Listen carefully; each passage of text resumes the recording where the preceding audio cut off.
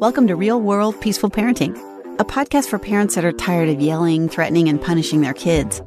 Join mom and master certified parent coach Lisa Smith as she gives you actionable, step-by-step strategies that'll help you transform your household from chaos to cooperation. Let's dive in. Welcome to today's episode. It's hard to believe that it's been 116 episodes.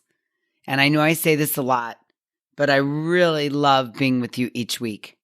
You're doing a great job showing up here, listening to the different topics and applying them. And I absolutely love hearing from you all. If you have a suggestion for a future podcast or an area where you find yourself really struggling and you think, gosh, I wish Lisa would do an episode on topic X, go over to my Instagram, _peaceful_parent, _peaceful_parent, and slide over into my DMs. First of all, I'd love to hear from you and connect with you over there. And second of all, I would absolutely love to hear suggestions on topics or get a feel for where you're struggling at right now that you could really use some insight, guidance, and support. Sound good? Awesome. I cannot wait to hear from you. And speaking of hearing, I often hear from parents about how frustrated they get when their kids will simply not take no for an answer, or when their kids over-explain to them all the reasons why the parent's rule or limits are unreasonable. When this happens, oftentimes we as parents get very triggered and dysregulated and end up storming right alongside our kids, which leaves them and us from feeling far from connected. It leaves us feeling the opposite of connected, disconnected. Can you relate to this? If you can, this episode is especially for you. And I have a secret insight that will help you relieve your suffering and connect more with your kids, even when they will not take no for an answer or they want to power struggle over the limit you're trying to set. You ready? Awesome. Let's dive in. The secret to gaining relief from your suffering is for you to stop people-pleasing and wanting your child or children to be grateful for all the things that you're working your butt off to give them. And instead, consider having an attitude and a response of, this is what I have to offer. I'm doing this from a place of giving you a gift, and it's my joy to give it to you. And you get to decide whether you're going to take it or leave it. What's frustrating you, and really the source of the problem, is that you're looking for gratitude from your child for you saying no. You're looking for your child's approval and understanding for all the reasons you're saying no to the limit. And when we do this, what we're doing is we're making it all about us, the parent. It's derived in the thought and intention you have. We parents who are people pleasers, I call myself a recovering people pleaser, we want our kids' approval in some weird way when we say no. I'm going to discipline. I'm going to set a limit. I'm going to tell you yes or no. I'm going to tell you to get off gaming. I'm going to tell you can't go out. I'm going to tell you need to take a shower. I'm going to set a limit with you. And we want our kids' approval while at the same time of setting the limit. Take that in for a moment. When we're doing the hard work of parenting, we want our kids to approve and understand all the reasons that we have for our decisions, our boundaries, or our request. And newsflash, our children at any age are not going to give us this approval at all for a lot of reasons that include we're not giving them what they want. They may be strong-willed. They want more. They want to live life at full speed. They don't care that you have other kids and other responsibilities. They don't care that you're working your butt off. Kids are by nature self-centered and thinking of themselves. So when we try to seek approval from our kids who are self-centered, who have underdeveloped brains, whose job it is to push full throttle, they don't give us that approval we're looking for. And when we don't get that approval, when we can't make them understand, when we can't justify to them why we're saying no or setting a limit so they back down, we get really dysregulated. This is what happens 100% of the time when you're seeking your kids' permission or approval, or you're trying to justify the limit or the rule or the plan you're putting in place. And then we marinate in thoughts like, how dare they? I've explained it to her. She should understand this. Doesn't he know how hard I'm working? Doesn't he know how good he has it? Can't she understand that I have 2 other kids, a full-time job, and a sick mom? I can't be running her all over the place. Doesn't he get that I'm already bending over backwards, sacrificing, doing X, Y, and Z? I can't believe that's not enough for her. And here's the real honest to goodness truth. It is these thoughts that are dysregulating you. Let me say that again. It is not your child's behavior, the words out of their mouth or their attitude that is generating your dysregulation. It is your thoughts about setting the limit and their response that is dysregulating you. I'll give you an example. As I mentioned earlier, I'm a recovering people pleaser. And this is one of the first aha moments I had when I got on the path to peaceful parenting. I realized that I was seeking my son's approval. I was working so hard to provide the justification for my setting limits. I don't really like confrontation. I didn't want him to be unhappy. And so when he would ask me for something that I had to say no to, or I had to set a limit around, like, hey, it's time to get off gaming, or no, you can't have your phone in your room all night, I would go into great detail to explain all of my reasonings to him, i.e. justify it to him. And when he was still mad, I would get dysregulated because I'm explaining to him he should get it by now. I mean, come on. And so it was this pattern or this cycle I was stuck in of unconsciously trying to gain his permission or approval or justify and explain and get him to understand my no that was dysregulating me. I've worked really hard on this over the years and I've come a long way. And I want you to come a long way as well if you're falling into this trap. Now, sometimes I do think, oh, he's going to lose it. Or I really wish I could say yes to his request, but I am no longer seeking his approval when I'm setting a limit around something. So let me give you a recent example that happened. My 18-year-old son was recently invited to join a big group of kids and chaperones for a quick weekend getaway to Mexico. We live about 4 hours, about a 4-hour drive across the border to Mexico. And originally, Malcolm wanted to go by himself and drive himself down there. And he wanted to skip school for a day to get there at the same time everyone else was getting there. The very first day of the trip, none of the other kids had school, but Malcolm did. So my husband and I jumped through a lot of hoops and rearranged plans and made some sacrifices to make this trip possible for our son. And we agreed that the only way it could work was, number one, if my husband went along and drove. And number two, they left Arizona at 1:30 in the afternoon when Malcolm was done with school, not 9:30 a.m. like the rest of the group. My husband had to work in the morning, and he had a really important meeting that he couldn't skip. And my son had already missed a day of school the week before, and he needed to go to school that day. So we said, Dad drives, and you guys leave on Thursday at 1:30 p.m. So my son didn't really like the parameters. He was excited to go on the trip and grateful, but he didn't really like the parameters that we put forth on his plans for the trip. He said to me, Mom, you do realize, which is never a good sign. That's always a tell when he winds up with, you do realize.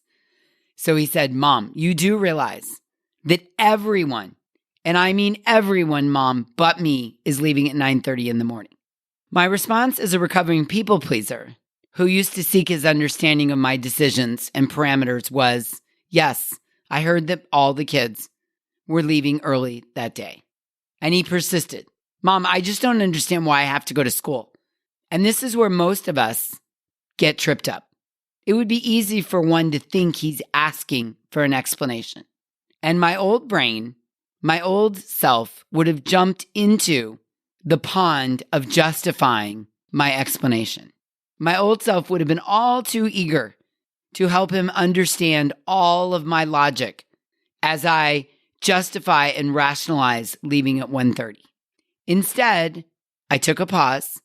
Remember, pause, parent, pause. I took a pause. I took a deep breath. And instead, I kindly and lovingly said, yes, I'm sure your main thought right now is, how do I go at 9:30 in the morning? However, here are your two options. You can go at 1:30 or we can cancel the trip. Those are your options. And I stopped talking. Now, I want to be clear. I said this with love and empathy and understanding and a firm boundary. I didn't go into anything like, are you kidding me? We just threw all these plans together for you. You should be grateful. We agreed last night that you were going to leave at 1:30. This isn't what we had planned. We already made a bunch of sacrifices. And your dad, who would really rather not make this trip right now, is agreeing to go to make you happy. I didn't do any of that. I paused and I said, you can go at 1:30 or we can cancel. Those are your options. Now, I know as the parent in the fully developed brain, my husband had a very important meeting that he couldn't miss. My son had school and he had already missed, as I mentioned, a day of school the week before. And he wasn't going to miss another day this week, certainly to drive down to Mexico. So I just held lovingly and empathetically and patiently to these are your options, take it or leave it. I wasn't mean about it, but I was firm. And I was not seeking his approval or understanding in that moment for my reasons. And if he wanted to be upset about it, I was totally okay with that. I didn't need him to be happy about his choices. He was allowed to be upset, but I also didn't want to get pulled into a power struggle with him by justifying my decision. What I know after having worked with thousands of parents at this point is that those of us that are people pleasers are expecting our child to understand, approve of, and validate our reasons for setting limits. And if you hear nothing else today, I want you to hear that's the problem. We have to stop expecting our kids to understand and approve of our boundaries and our limits. Now, it doesn't mean we need to be mean or snippy or yelling or dominant about it. But what we do need to realize is that our kids are not going to understand maybe until they're parents themselves, but certainly probably not until they're about 28 or 30 years old. They're not going to understand in the moment your justification. They don't want to. They want what they want. And they're not going to be grateful. And they're not going to validate for you or make it okay that you've got all these reasons for saying no. And they're not going to care about your personal history of experiences to back up those reasons. Yeah? Can you see this? Here's another example. I recently coached a parent in the Hive, which is my parent coaching membership community, who shared how exasperated she was when her daughter got so upset that she missed out on an event with some friends. Now, the daughter missed the event because she spent the weekend at a soccer tournament. And soccer is this young girl's most favorite thing in the whole world to do. And the daughter was giving the mom attitude about missing the party. The mom got so triggered by her daughter's attitude, so triggered by it. She was taking it personally. The mom was thinking, oh my gosh, Lisa, my daughter is so ungrateful. I sacrificed so much for her to participate in that soccer tournament that she begged me for weeks to go to. And while we were there, she had the absolute best time. How can she possibly be upset for missing something less fabulous than the soccer tournament? I swear, Lisa, I can never do enough for her, and she's never satisfied. Does this sound familiar? Can you relate to these thoughts? Do you sometimes have them or some version of them? Here's the thing. When we expect our child to be understanding and grateful, we make that conversation and that relationship all about us. And this is really interesting. In those moments, what we're doing with our thoughts is trying to manipulate our child into agreeing with us, into approving of our actions, our decisions, and validating our parenting. These are all the traits of a people pleaser. In this example with the soccer tournament, it's normal for kids, especially of particular personality types like extroverts, to experience FOMO, the fear of missing out. So I go to the soccer tournament in my own little world, happy as a clam, and I come home and find out that while I was gone, 6 of my friends got together for a sleepover. and my FOMO, fear of missing out, kicks in, and I get dysregulated by it.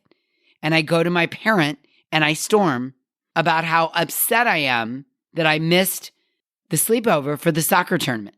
FOMO is a big fear that very often overpowers even the greatest of experiences or opportunities. And it may take kids a long time to realize, learn, and accept that they cannot be everywhere doing everything all the time. And so FOMO often rears its ugly head, and we get dysregulated and we storm, sometimes around or at our parents. And as parents, we start to explain or justify our decision.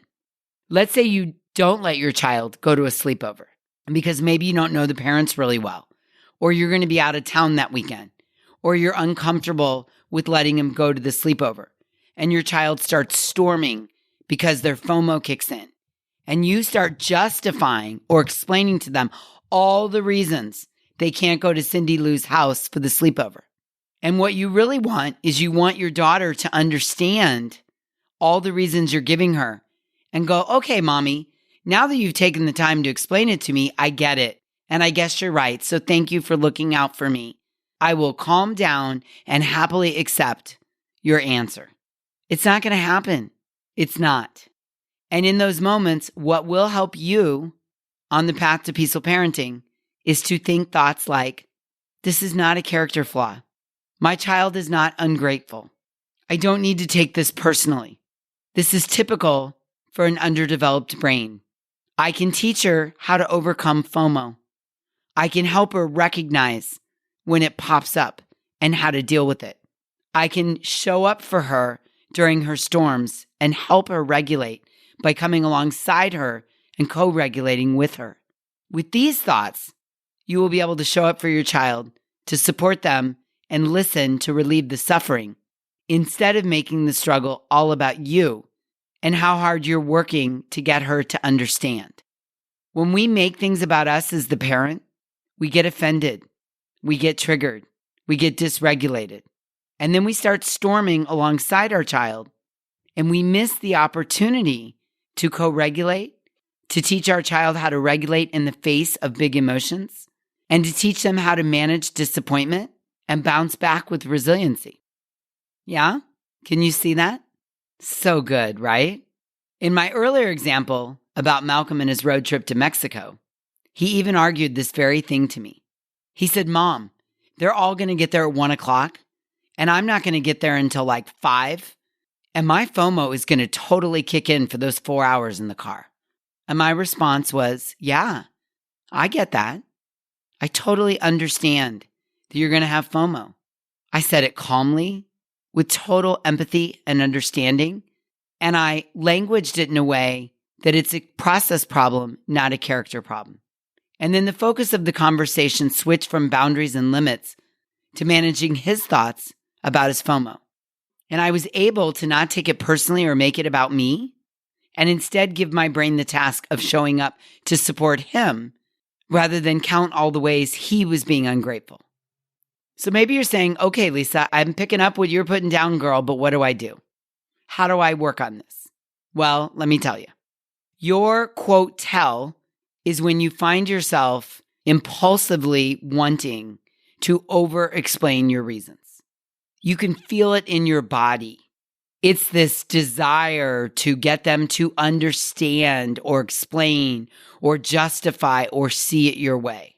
And when you feel this and notice this tell, what you want to say to yourself is, oh, here I go.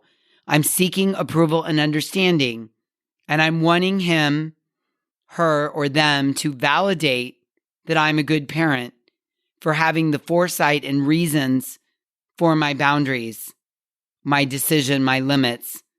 And what I'm doing is I'm making this about me.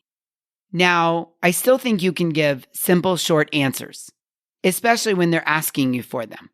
But what I want you to do is learn to recognize the edge where it spills over into over-explaining and seeking approval. This is definitely a time in parenting when less is more. Less words, less explanation, less need for their understanding and approval. And another benefit of working towards less working towards not seeking your kids' approval is modeling. Let me put it this way. When you seek approval, understanding, and validation for your reasons, you're modeling this for your child. So when they keep coming back and over-explaining all their reasons why your limits are so upsetting to them, remember, maybe you modeled this for them. And when you get triggered, dysregulated, and storm right alongside them and think thoughts like, why are they never satisfied? Why do they always want more? Why must they go on and on and on when I've already said no? Why can't they just accept my word, my decision? Why? Because you've modeled this for them. The wanting validation, the over-explaining. When you don't get your way of their approval and you go into justifying and validating with reasons and words and explanations, you're modeling that for your kids. So then when they don't get their way, what do? They over-explain. They justify. They want approval. They repeat with dramatic words over and over and over again until they get their way or someone storms so big. Can you see it? I know sometimes it's hard to look at, but remember, our kids don't do what we say. They do what we do. They do what we model. Lastly, I want you to hear this about setting limits for your kids. Saying no to our children sometimes is an investment in their future. No, you can't run in the street. No, you can't try heroin. No, you can't drive to Mexico for 4 days by yourself when you've never driven across the border and you're 18. Think about this. Many times when we say no to our kids and we set a limit or a boundary, we're teaching them resilience. And that's an important skill to have as a human. As a parent, if we say yes to everything, we're not allowing our kids to build their resiliency muscle. We have to teach our kids how to be resilient. And one of the ways is tolerating no. It's working through their big feelings when they hear no. It's not getting everything they want. Part of our job description as peaceful parents is to teach our kids resiliency. And learning this lesson is a part of their job as a peaceful child who will grow into a resilient adult. What I also want you to know is when we set rules and boundaries for our kids feel safe and loved. When we struggle and try to justify and seek their approval when we say no, it cheats them out of the opportunity to learn how to manage disappointment. We rob them of the lesson of sitting with their big feelings and learning how to tolerate hearing no. We do not serve them by allowing them to power struggle over the no. I knew without a doubt that Malcolm was going to have a much more enjoyable trip with the boundaries I put on him than he would have had trying to do this his way. Yeah, he's 18 and he's old enough to do many things, but he has 7 more years until his brain is fully developed, including his executive function. And what I knew was that he needed to go to school. There was plenty of the weekend to enjoy after they got down there. And he needed to not go down there by himself, but with a parent who was there to set boundaries and limits and supervise and really support him while he had an amazing time. And he got to practice his resiliency muscle when we told him no, he couldn't miss school and go down at 9 a.m. Does this work resonate with you? Are you like, wow, I never thought of it this way, Lisa. Thank you. Well, you're welcome. And if you need some further help with people pleasing and how it shows up in your parenting, I want to encourage you to listen or listen again to episode 106. And let me leave you with this. When you learn and practice finding approval and validation within yourself, you will be amazed at how quickly and how easily you stop seeking the approval and validation from other people, especially your kids, while parenting them and setting limits. You know, we designated 2023 the year of up-leveling our parenting, where we make small changes to get a big difference or improvement. So if all you worked on this year, all you worked on was no longer seeking your kids' approval while you were setting limits and boundaries, no longer trying to justify your answers for their approval, it would be a complete and total game changer in your parenting. And what I know for sure is at the end of it, your kids will feel safer and more loved. You will feel more connected to them. They will feel more connected to you. And you will find parenting so much easier than you are currently finding it. And let me tell you, I want that for you. Yes, you. I want that for you. I've experienced it over the years. I went from one side of the continuum to the other. And I can tell you where I stand over here is much easier. I feel much more calm and confident. And I'm not seeking my kid's approval while I'm parenting him. I want that for you. So give this a shot. Do your homework. Recognize your tell. Work on it. Oh, so good, right? I know. Okay, until we meet again, I'm wishing you peaceful parenting. Thank you so much for listening today. I want to personally invite you to head over to thepeacefulparent.com/welcome and sign up for my free Peaceful Parenting mini course. You'll find everything you need to get started on the path to peaceful parenting just waiting for you over there at www.thepeacefulparent.com/welcome. Can't wait for you to get started. Thanks for listening to Real World Peaceful Parenting. If you want more info on how you can transform your parenting, visit thepeacefulparent.com. See you soon.